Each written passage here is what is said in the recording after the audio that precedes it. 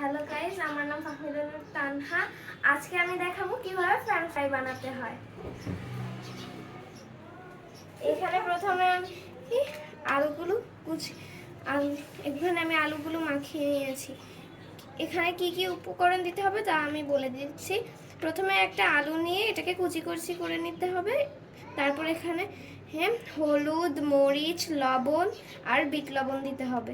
তারপরে এটা তেলটা গরম করে ছেড়ে দিতে হবে আলুগুলো।